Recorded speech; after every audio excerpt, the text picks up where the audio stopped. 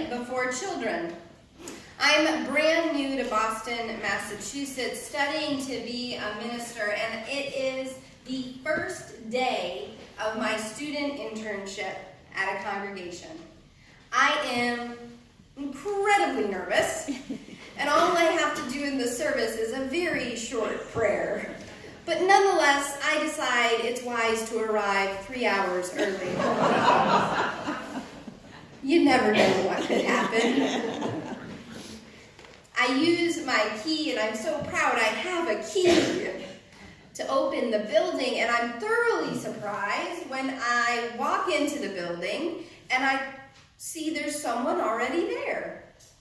Claire, a member of the congregation, has arrived super early as well to ready the coffee. She's there with her 2 children, Susanna, age 5, and Samuel, age 2. And though it seems like no caffeine has been shared with the children, they nonetheless are running circles around Fellowship Hall. I smile one of those polite smiles. Having no experience with children, I am an only child, and so I decide the best thing I can do is go up to my office. I'll be in my office, I tell Claire. My office is quite literally in the bell tower. And so I climb the steep set of stairs, which are more akin to a ladder than a staircase. And I get up top and I dust off my desk, which becomes a ritual every week because little bits of the ceiling from the bell would fall down throughout the week. And I'm just so anxious that I'm not really paying attention, and I don't see that Samuel has followed me up the ladder to the bell tower. And he, behold, has found the rope that attaches to the bell. And he begins to pull with all his might, but thankfully Samuel doesn't have quite enough might at 2 years old to ring the bell. However, when Susanna joins him, he does. And so 2.5 hours before the service begins, with no consideration of time, the bells begin to ring out in Malden, Massachusetts. I rush over to Susanna and Samuel. No. I say, let's not ring the bell. No. Let go of the rope. No, we don't ring the bell. I don't notice that Claire has come up to the bell tower, and she's behind me. She's behind me and she says, Robin, we do not say no in our family.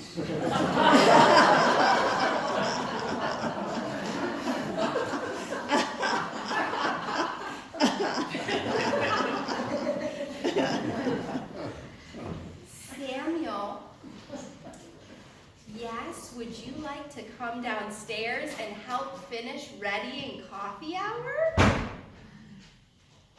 Samuel looks at me with the same expression that I have hopefully internally at this point, and neither one of us is eating that bologna.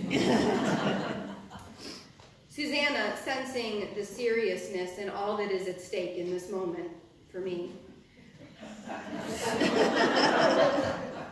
says, hey, Sammy, there's some cookies downstairs, and off they go. This decade plus later, I continue to not be able to decide whether Claire was irritatingly correct or just neurotic. We don't say no, I whispered under my breath all day.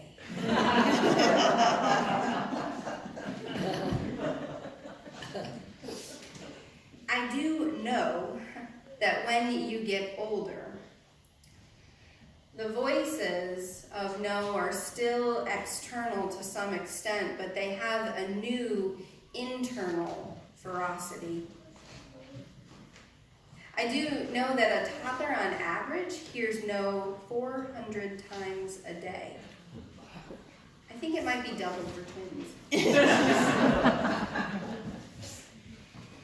I do know that some of us are plagued by the voices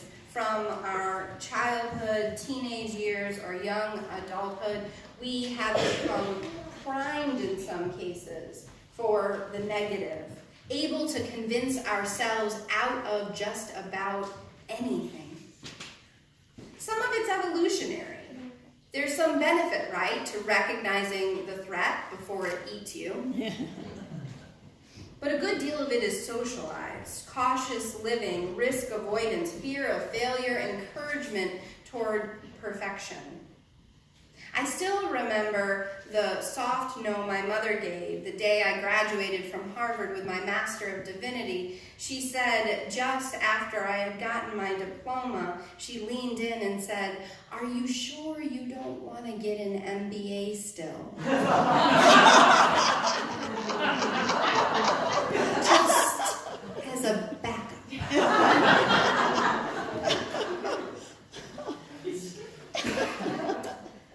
On the other side of parenting, I read recently of a practice of a parent who made it their discipline during Lent to say yes to everything, as long as it didn't incur some kind of, safety concern or financial impossibility or contradicted all values. They were going to say yes.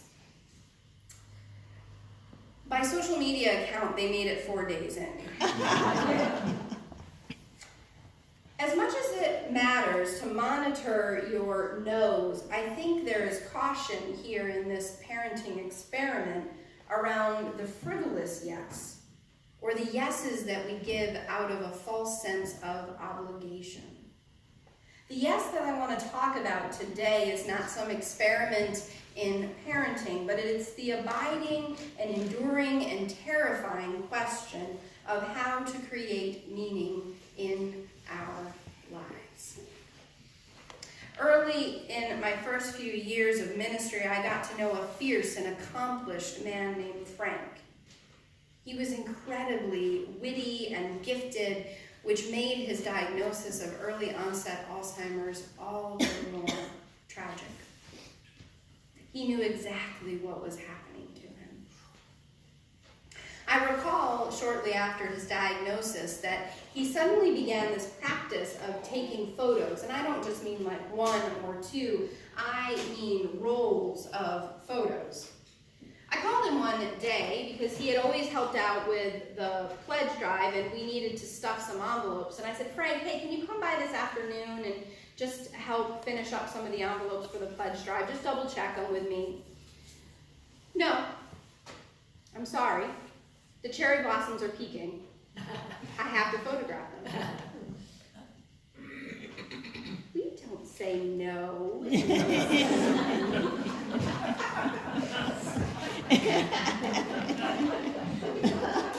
I felt myself ruffled by his clarity of priority. I wasn't sure about this practice that Frank had. At first I thought maybe this is some kind of denial or an obsession, like some kind of neuroses that is developed out of his fear of this diagnosis. But over the next 2 years, I realized how wrong I had been with my first impression. What Frank was doing was extraordinary, and it certainly wasn't selfish. He had a brilliant clarity in those last 2 years to say yes to goodness, to love, to life. I finally understood all the photos were Frank's wanting to remember what was good. Some of your daily lives may be filled, like mine, with 1,000 things you can say yes to. Most of our lives are filled with opportunities to fill them even more with yes. Those kind of yeses I speak of are the obligations, the frivolous, the shoulds, and you know what they say about shoulds. Careful how many shoulds you have or you'll end up shoulding all over yourself. To say that one carefully. But life is so precious. And beloved, time is so short. I just memorialized a 35-year-old young woman It is too short to say yes because you think that is what you need to say to please someone else. It is far too short to say yes because otherwise you'll feel worthless. It is too short to say yes out of a shame or that sense of should. In the midst of this, you may wonder, how can I say yes to love and life when the world is filled with such awful and terrible things? Consider the shooting that just occurred, another shooting. In the cascade of senseless violence, what seems to be the world's unraveling. This is the backdrop against which the Polish poet Adam Zagajewski writes, "Try to praise the mutilated world." He was born in 1945 in Poland and comes out of the generation that was all too aware of the horror that the world could wreak and was all too present to the rebuilding of Europe. His poem reads almost like a dystopian novel, and beneath its pace and word choice lies this existential question. When you become aware of your own death and the brutality of the world, how then do you live in the midst of life and yet its beauty? We can definitely answer that in the next 5 minutes. Martin Luther had an answer to this, the accidental reformer. He never intended to begin the Reformation, but there he was. He once said that if he knew that the world was ending tomorrow, he'd plant an apple tree today. We don't know the veracity of the quote. We know that these words of Luther are in alignment with all that he believed, the essential piece of that being what he called the grace of God. Luther believed even as he saw religious conflict swarm and plague and disease beset communities, he still believed in the midst of this that there was a force of goodness in the world. He understood living, in his own words, living faith as this. Faith is a living, daring confidence in grace, so sure and certain that the believer would stake his life on it 1,000 times.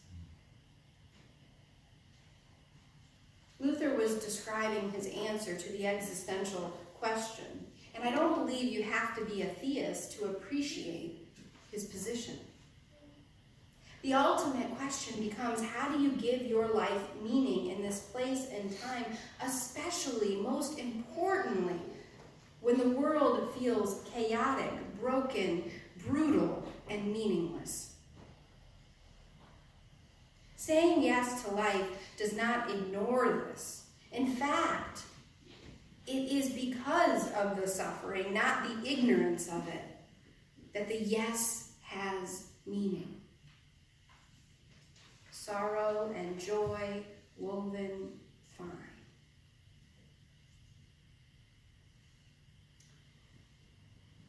When I was a hospital chaplain, one of the units that I worked in was the oncology unit. And I had the great privilege of meeting a patient named Carol, who was an artist. Carol was born an artist. She saw the world in color. She understood her life in terms of art. If you asked her how she was doing that day, she would answer describing a painting. So you can imagine Carol's shock when she was told she'd have to spend 3 weeks in the oncology unit to receive a particular treatment. And when she walked in that first day and saw the lights and the beige walls and the muted brown carpet and the white sheets and no art, no color. After just 3 days in that corridor, walking up and down, and 3 days in her room, Carol started to become depressed. depressed by her surroundings, and she instantly recognized what was wrong. So she sent her husband home to collect as much artwork as he could shove in their car. He returned to the hospital, and Carol plastered the walls of her hospital room, first with these little postcards of some of her paintings that had been made, and then with giant paintings. She got double-sided tape, like that 3M kind, and just started sticking them up everywhere. You walked into her room, and there was not a corner, a 1 inch that was beige. Carol did not ask permission to put up the artwork. She had a giant yes.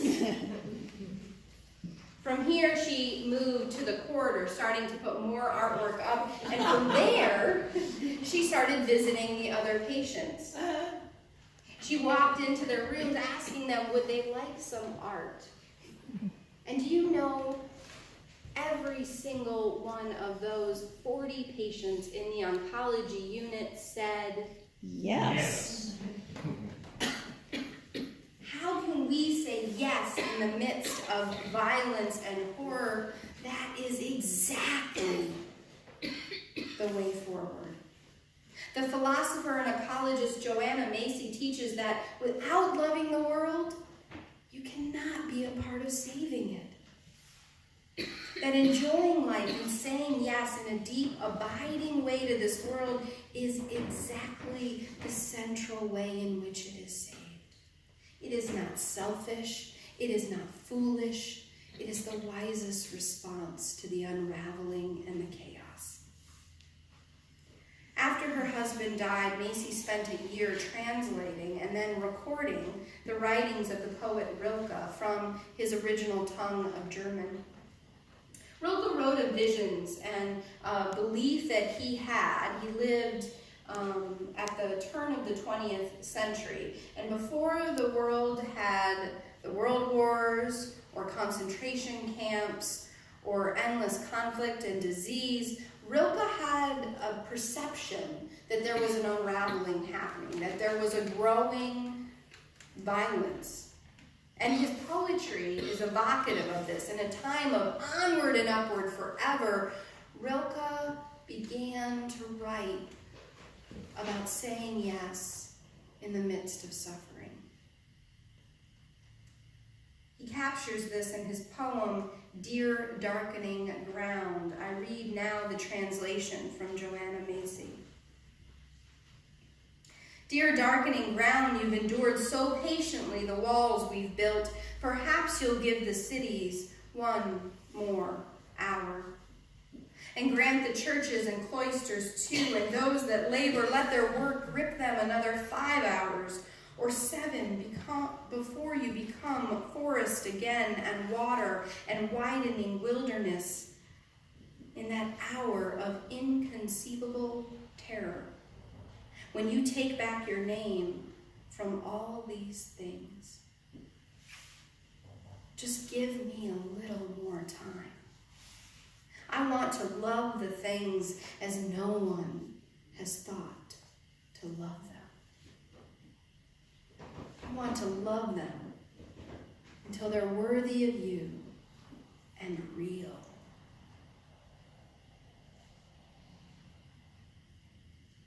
I visited Frank in his home just shortly before he died. Near his bed was a box filled with photos.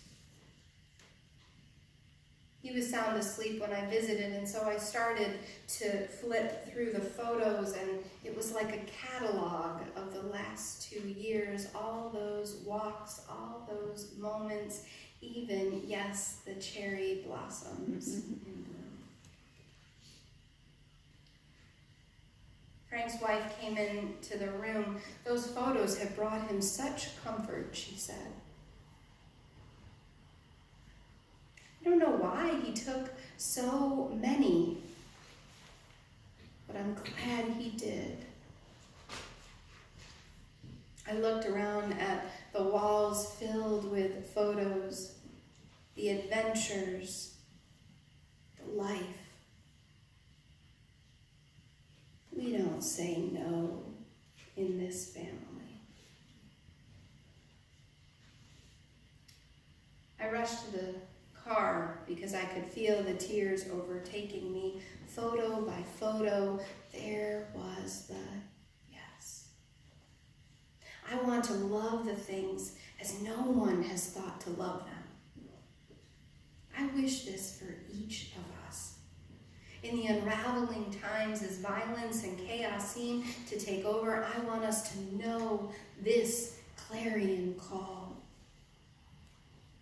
To love the world anew more intensely than before in ways yet unknown.